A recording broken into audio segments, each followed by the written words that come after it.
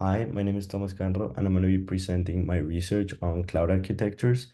Specifically, my focus is on the use of the cloud to create massive benefits for both businesses and personal use. And I focus on the principles of cloud architectures, which are discussed in Chapter 5 of the Somerville book. Specifically, I made my scope the framework from the developer side, and the concepts we're going to explore are containerization and other technical insights that any developer might need in order to implement a cloud development.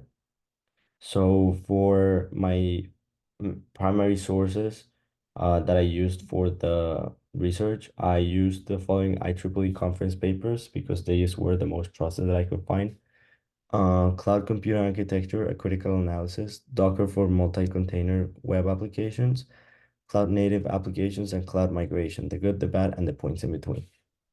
In regard to my critical analysis that I developed after reading these articles, um, I definitely found that architectures and services that are part of the back end application come in various different types.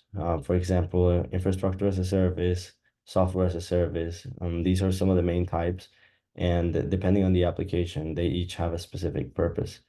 In regards to the platforms, the main ones that I found were AWS and Microsoft Azure, and they all provide on-demand virtual servers, providing services such as storage and database, anything a user might need basically, in order to store information.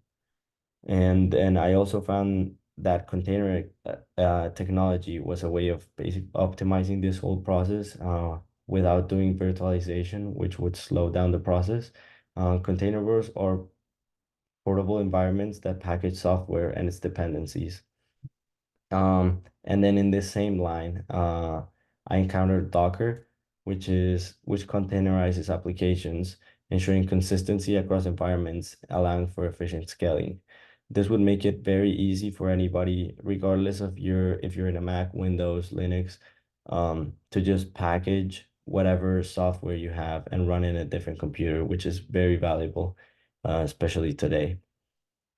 So here I have one of the graphics that I used. It shows how much the cloud is being used, especially in the corporate world, um, going from 30% in 2015 to 60% in 2022 of the use in the corporate data. And I believe it is very beneficial in many fields. And not only it saves costs for maintaining infrastructure, and it allows for easy deployment of services and applications through a wide array of devices through the Docker that we discussed before.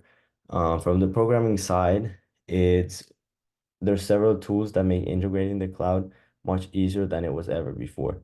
So now it's a very simple and not arduous process. The most interesting thing that I found is that container technology simplifies how software is packaged, and managed it.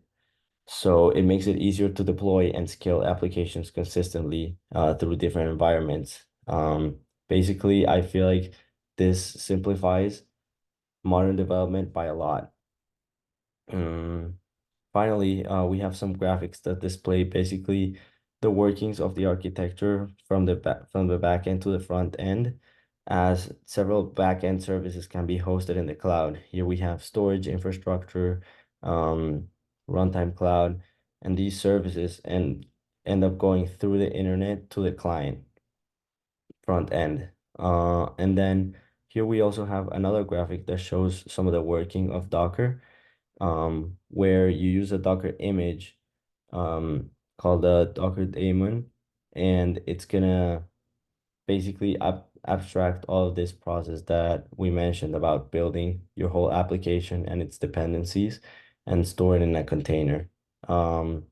So yeah, that was it, my research. Overall, I can just say that my conclusion here is that the cloud is very easy to use once you understand the necessary applications, and that you can get massive benefits from it overall in any business. So that's probably why we've seen such a big rise recently.